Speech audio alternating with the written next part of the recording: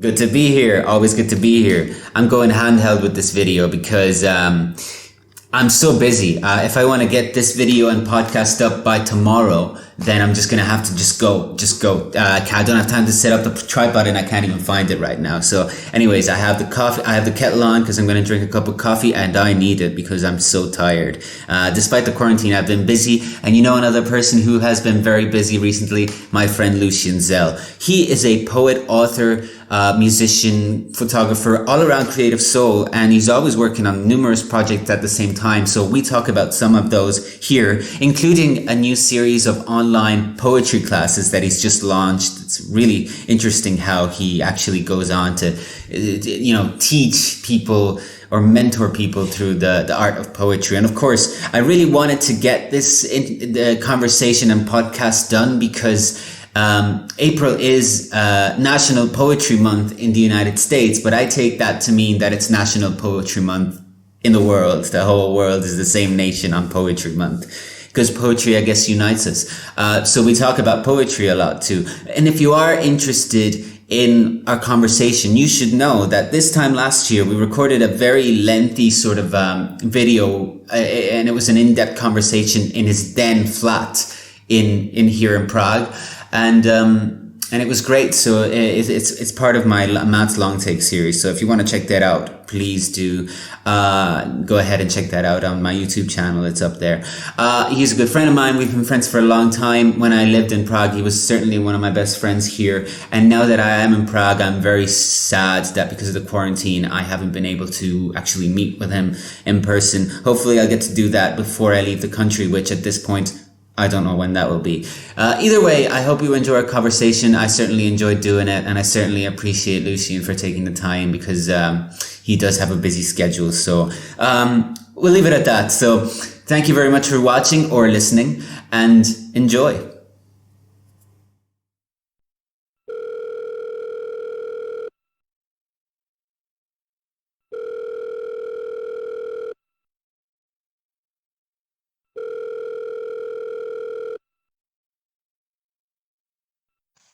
Hello, my friend. Lucien, how are you?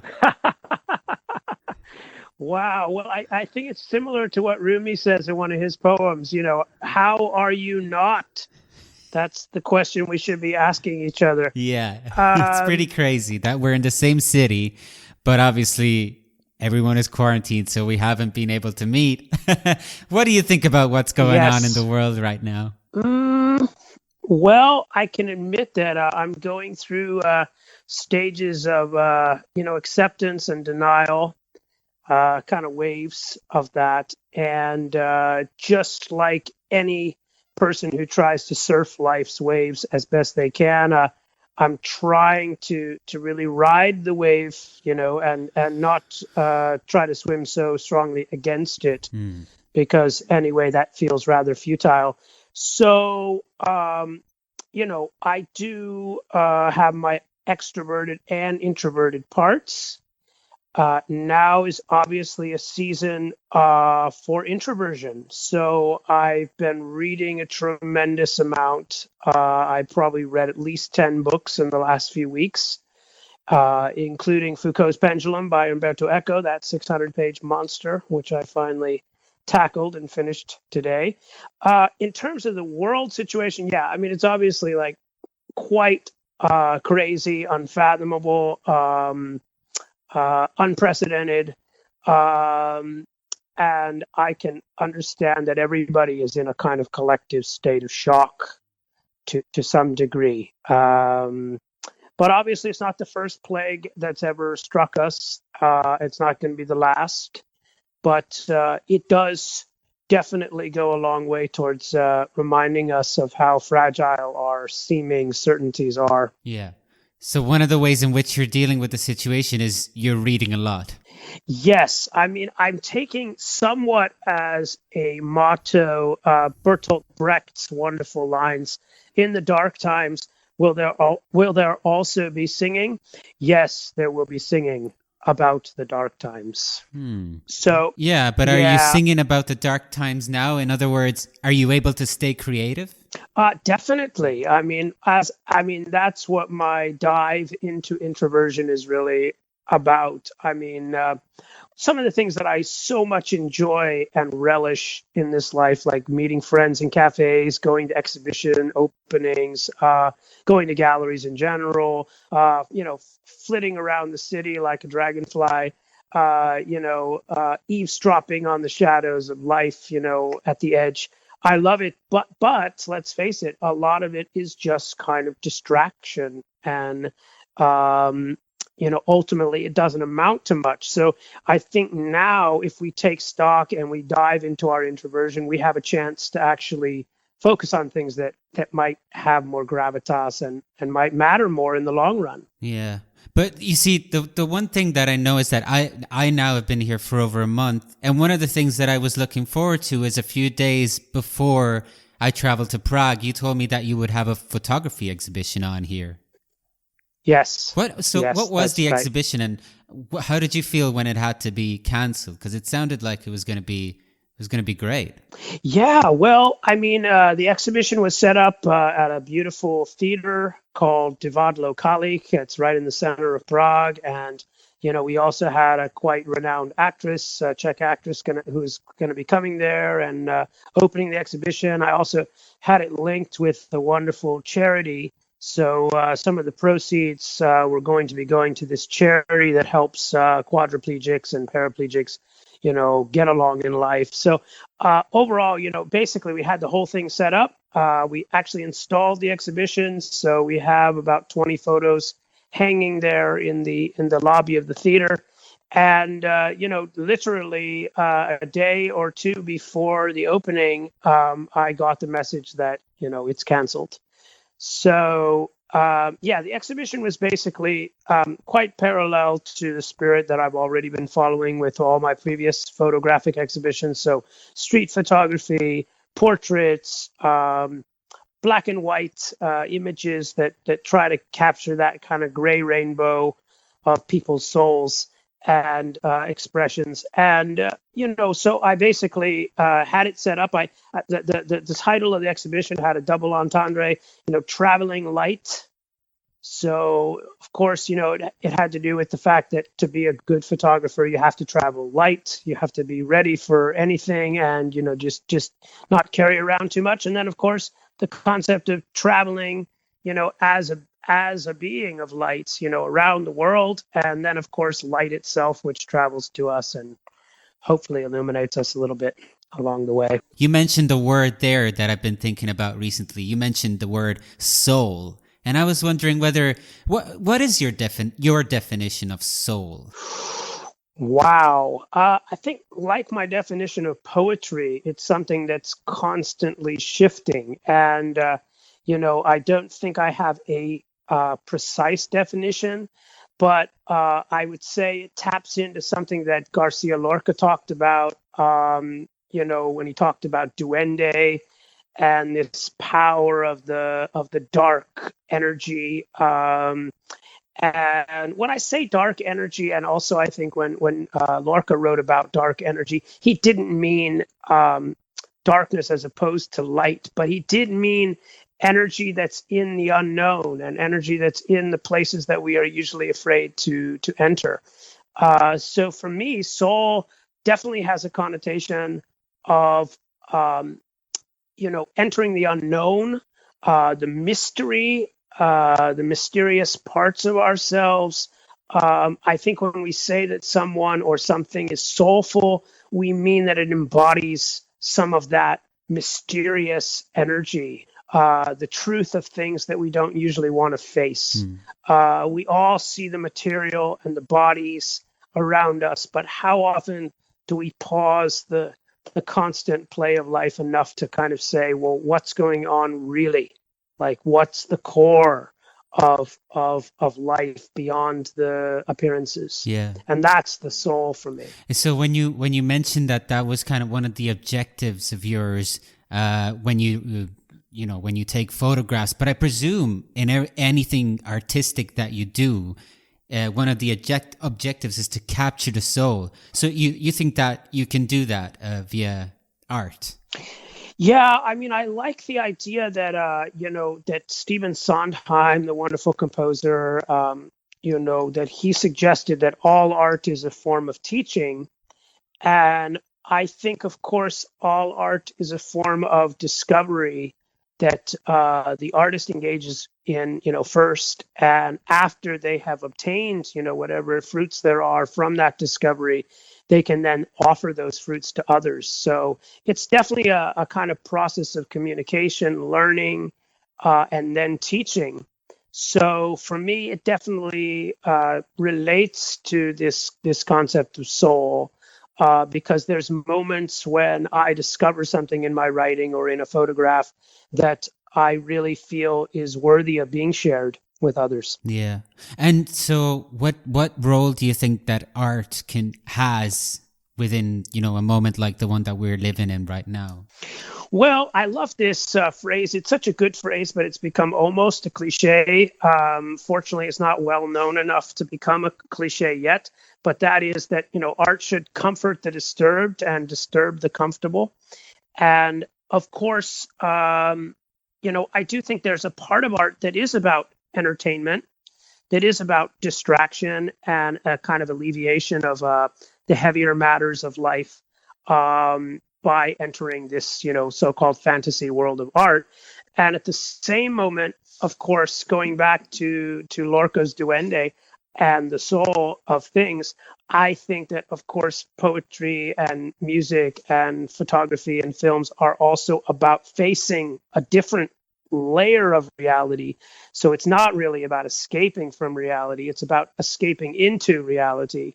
And also escaping from escaping, because I think most of us, when we look at ourselves more honestly, I mean, myself included, of course, a lot of my life is kind of devoted to escaping. I don't really want to have to face the darker and heavier elements of myself.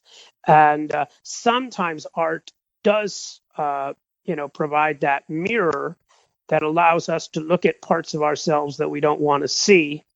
And at the same time, that mirror is a window through which we can see other people in ways that we perhaps would never perceive them otherwise. And then that window can transform into a door that we actually go through, and that we enter territory that we would never enter without, having passed through that particular portal. That's really interesting what you're saying. So you feel like you're running away from your darker sides. That's what you said, right? I think in general, yes. I mean, there's a thought that Haruki Murakami expressed in his book, What We Talk About When We Talk About Running.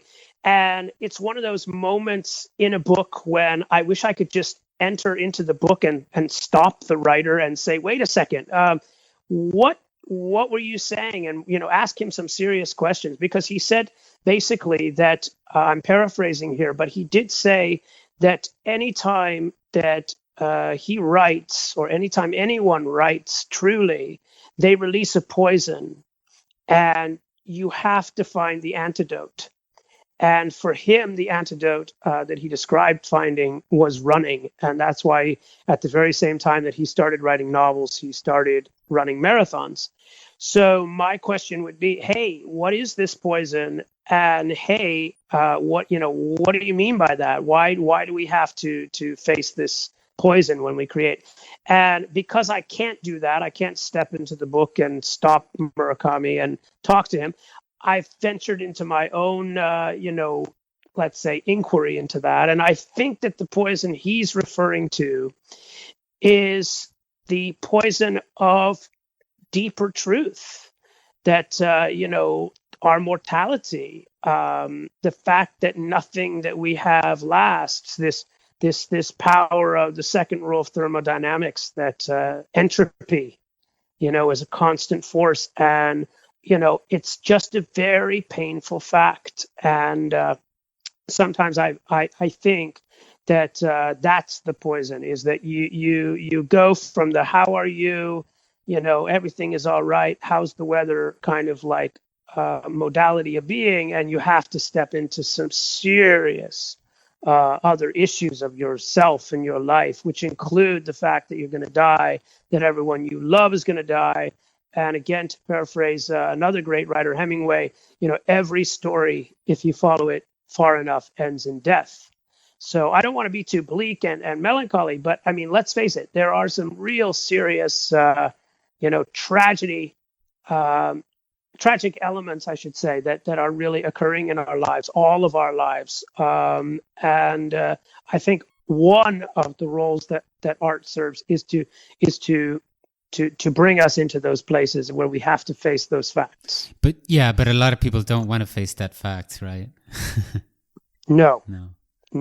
And I don't want to face it all the time. Which is why, sure. So I actually, that is what I was going to ask you. Do you run marathons, or, do you do something like running marathons that would be your marathons? I think my current marathons probably are intellectual marathons where I dive into literature and I read, so I guess I use as antidote other people's poisons. So yeah, I've just finished reading besides Foucault's Pendulum, I've just finished reading Elena Ferrante's 4-volume Neapolitan novels. That's about 1,600 pages. Wow. I read that probably in about 3 or 4 days. I just was consuming it. Good question. Chess. I also play chess, so that's another way of distracting myself and just getting lost in the idiocy of a game. Yeah. I mean, there are various distractions that I found. Yeah. Before I forget, actually, because I might forget, is there plans of like this photography exhibition to be held sometime in the future? Yes. I mean, I get the feeling that it's just postponed, that like so many people's lives and life dreams and actions, it's just postponed. So I don't think it's not going to happen, but it obviously is very unclear when it will happen. Yeah. So I think we're finding out all about the violence of the word postponed these days. You're right. It seems like everything is postponed. But Lucien, I'm very happy that we're able to record this podcast because this month is National Poetry Month. So you being a poet, I asked you for a definition of the soul, and I wondered whether you would also be able to allow me to document a definition that you have for poetry. What is your definition of poetry? Okay. Well, let me feed you a few others of other poets before I dive into my own. So one that I like to start my poetry classes with recently is just Coleridge's "Poetry is the right words in the right order," which obviously is one of those phrases that is so simple that it becomes very complex if you really think about it, because what are the right words and what is the right order? Another one that's a bit more complicated that I move on to in my poetry workshops is from Leonard Cohen. Poetry is just the evidence of life. If your life is burning well, poetry is just the ash. Really love that one, especially because Cohen was able to successfully give so much fire to the world in terms of his lyrics. And then I can jump into one more of another poet before I go to my own. This one from E. Cummings is a perennial favorite for me. Poetry is the clear expression of mixed feelings. Again, such a great description of the fact that all of us have these mixed feelings, and if poetry can enter into those mixed feelings and provide a clarity, it's just such a wondrous gift that poetry can give to all of us. And I'll jump now to two of my own. So the first one is rather whimsical. Poetry is like cocaine. You do it in lines. It gets you high, And if you do the good stuff, you'll be addicted for life. Obviously whimsical. And the second one is a little bit more serious. And that one is simply that poetry is a rainbow when the rain of feelings is pierced by the sunlight of intellect. I like the way that your definitions for poetry are themselves poems. Good. They should be. Yeah. They should be. Yes. So, Yes. yes, you are now, you're doing, you're teaching poetry now online, correct? Yes. Now, Yes. that's interesting, but how do you do that? How do you teach someone poetry? What's your approach? Well, I mean, I like to believe that poetry is a kind of magical wilderness that we all can travel in, in various degrees. I think many people stumble into the wilderness of poetry without even knowing that they've entered it. So, of course, one of the great tools of poets is that we don't just notice, we notice that we notice. And of course, part of that noticing that we notice is taking note of what we are seeing and discovering. So I don't like to present myself as some kind of, absolute master of this wilderness. I'm just somebody who's been traveling in that wilderness a lot. And I've devoted the last 30 years of my life to entering that wilderness with passion and with curiosity. And, again, quoting Stephen Sondheim, I think one of the great roles of a teacher is just to inspire a kind of curiosity in your students. That's like maybe the main role of a good teacher is to foster curiosity. So within these classes, what does it also entail? A lot of discussion, philosophical discussion as well? Oh, definitely. I mean, so basically, what I do with my students is that we read poetry together. We start by reading what I feel are, poems of quality, poems by Pablo Neruda and many others, and then we start to discuss those poems. What works for us in them, what kind of images they unleash in us by reading them. And then it moves on to me giving them assignments about, various topics and subjects and things that I want them to try to address in writing. And of course, one of those great adages of 20th century literature is from Allen Ginsberg. He said, first thought, best thought. And this first thought, best thought brought to life a lot of spontaneous, wonderful, insightful poems from the Beat generation. Now, on the other side, Leonard Cohen said, no, last thought, best thought. So I think eventually in my courses, we will get to last thought, best thought, which will be mostly about editing, refining, taking the kind of raw material of people's initial inspiration and refining it, really, really bringing it. I mean, again, to quote another great poet, Mayakovsky, he said that writing poetry is like mining radium. For every gram you work a year, yet how incendiary the burning of those words compared to the smoldering of the raw materials. So, of course, we go from the raw materials and we try to get to the electric, beautiful, glorious words that most of us hide in ourselves and never even discover. But we start with killing the censor and really just allowing first thought, best thought to be our main mantra so that we can just start, allowing ourselves to be expressive. So I don't think that necessarily in the beginning it's good to start with an idea of perfection. We should just really focus on allowing ourselves to be expressive in the beginning, and then later down the road, we can start to refine those products of spontaneity. That's very interesting, and it's great to hear that you're actually also reading poems besides, getting your students to, if we can call them that. Do you like to use that term, students? I don't mind it. I think there's nothing wrong with being a student. I probably have more problem with the word teacher. Oh, right. What word would you rather use? Mentor, maybe. Mentor. Mentor is better. I've always wanted to have a mentor, but I don't know whether I ever had one. Did you ever have a mentor? I think I've had many, and they've come at various moments in my life. I don't think I've really strictly had a mentor for writing, but I've had mentoring in other areas.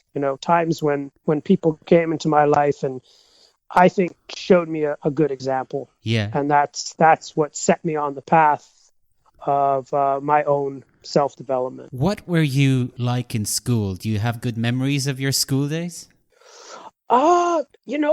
I was kind of a combination of, fitting in very well, being popular, and at the same time, kind of, being an outcast. So I was president of my high school. I was the lead in the school musical, got the Best Actor award in the play. But at the same moment that I was kind of like, in a way, ostensibly very successful and integrated, I always maintained a kind of outsider status. I never felt really at home in those rooms. I didn't really feel at home in that kind of environment of cliquishness and competition. It was just never exactly my cup of tea. So that's I would say it was rather paradoxical. Yeah, it's almost like way. It's a lot of what you're doing right now, right? Because an artist sort of always has to be an outsider, I always felt. Yeah. I mean, I think you're right. It's just there's a danger of artists knowing that and then creating a lot of posture and posing around that idea and just wearing the outer emblems of being an outsider without carrying the real cross that an outsider has to carry. So I think, there's a phrase in my recent novel, in a world in which everyone is an outsider, the only true outsider is an insider. Oh. Because I think that's also the shadow side of a lot of artists, is this posing and trying to pretend to be an outsider, kind of gloating in this obscurity. Without giving too much away about this novel, because I know that you've been working on it for quite some time, do you have any idea of when it'll be ready to share with the world? Well, that was one of those, projects that was obtaining a certain momentum that's been, indefinitely delayed and postponed by this crisis. Because I had a publisher in Poland that was interested in publishing it, releasing it, and I also have been in touch with somebody who was going to sponsor it and release the book in its first edition. But now that this crisis has come, all of that is just in limbo. We just have to wait. And I understand that. I understand this is not really a great time for releasing anything. So people have their own distractions. But the book is called The Rabbi of Auschwitz, and it deals with both the coming of age of a young girl who spends her adolescence in the concentration camps and is mentored by the first female rabbi, Regina Jonas. And that story, that narrative, is only one of the narratives in the book. The other narrative is that a poet goes to Germany. This is in the year 2014. He arrives there and he starts to explore a contemporary mystery in that German town. And so the two narratives, the contemporary story and the story taking place in the concentration camps, are paralleled and interwoven, and eventually they collide.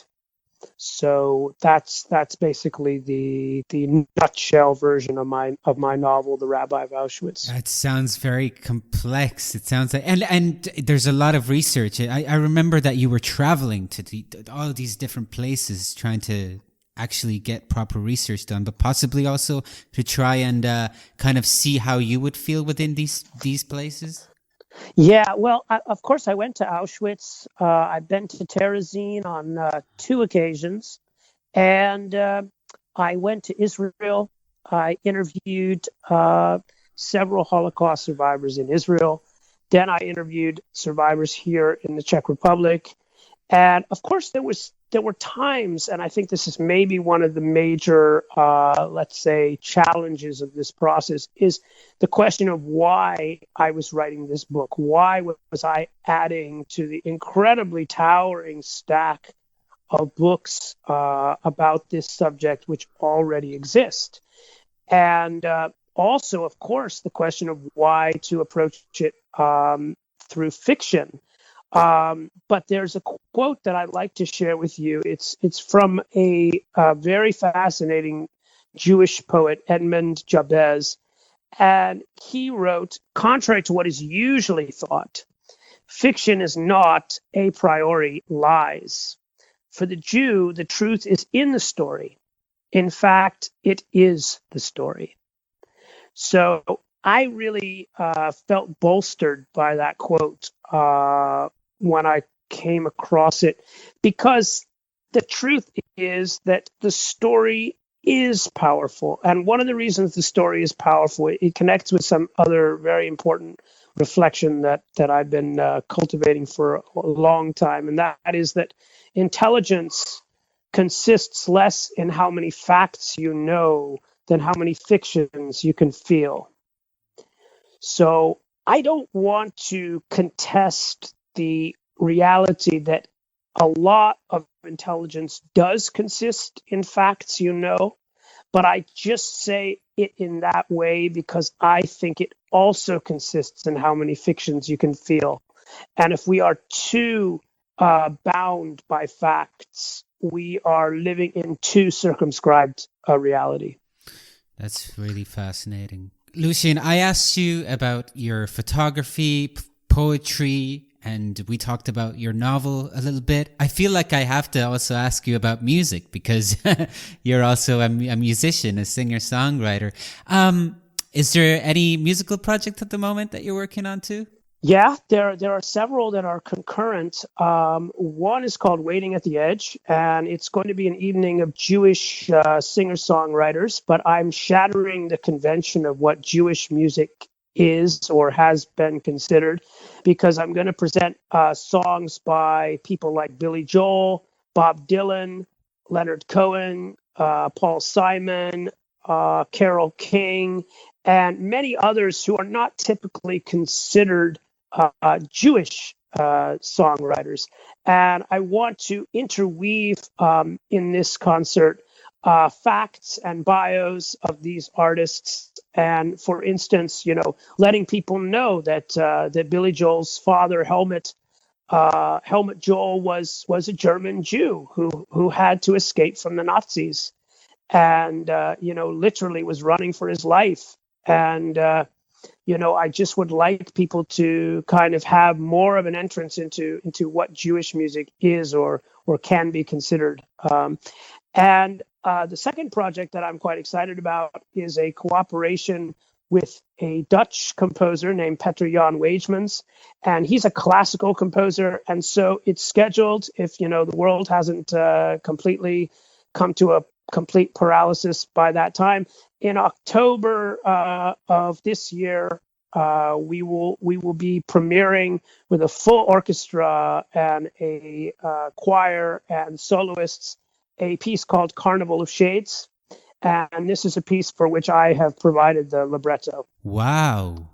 That sounds amazing. Really, I hope that by October, everything will be back to normal, whatever normal is, but at least things will stop being postponed, you know? Oh my goodness. Hey, so I promised that, this a conversation of ours, this podcast of ours would, I wouldn't exceed the half-hour mark. We've exceeded it by just 3 minutes now, but I know that you got to go. You got poetry class to do, to attend to, but just in case, because this is the age of the internet and you're doing these classes online, how can somebody actually get in touch with you to get involved in these classes? Well, I think the best thing is to find me on Facebook. I'm there under my own name, Lucien Zell. They can write me a private message, or they can go directly to Skype. And my handle on Skype is live:*Lucien Zell. And they'll find me like that. And I don't mind if they, get in touch with me directly. So those two options are probably the best. And, at the moment, I'm teaching simply by donations. I'm not charging anything because I also feel like this is a time when anybody who has something, we should be offering it to the community. And that's one of the few things that I have to share with everyone. So if people are in a position where they can, contribute and want to pay something for those lessons, that's great. And if they're also in a really fragile position, financially speaking, I want them to feel that they can join the classes for free. Well, Lucien, that sounds great. Thank you very much for doing this. I know that you're busy and you're always doing something, and I apologize for taking time off your reading as well, because it sounds like you've been doing a lot of that. And well, do you mind if I read a poem as a closing? I would love that. Closing. Great. I would love that. I was going to ask, but I didn't want to put you on the spot because I didn't ask you beforehand. But this is exactly how I dreamt the podcast would end, with a conclusive poem. Okay. Well, I'm going to share two poems. One is incredibly brief. It's just 4 lines, and it was a poem that I thought of wanting to share with everybody through the medium of our conversation, and that is just this 4-line poem. We wear different costumes till we're dead, but if you rip apart the fibers in your head, you'll find we've all been woven from a single thread. And the closing poem is this one, Other Light. Books are the light by which we read the world. Yet there are many other kinds of light. Hug light, children light, flower light. War is a kind of light, but a light that blinds anyone who looks at it directly. Advertising light hides more than it shows. Song light is an X-ray of the soul, showing where our secret broken bones are and how they might be fixed. Death light shadows us all. Love light is the strongest light, bringing a new world wherever it makes us shine. Everywhere light looks at us, amazed at what it sees. That's wonderful. Well, Lucien, thank you very much for doing this. And with that was just the perfect ending. Thank you, Matt. Thank you so much, Matt. Hopefully we'll be able to see each other. Spirit strong. Hopefully we'll be able to see each other. We're in the same city. It'd be great. Please, possibly to do something else. Come over. We'll have coffee and we'll walk and we'll pet my dog and we'll visit the flowers. Thanks very much, Lucien.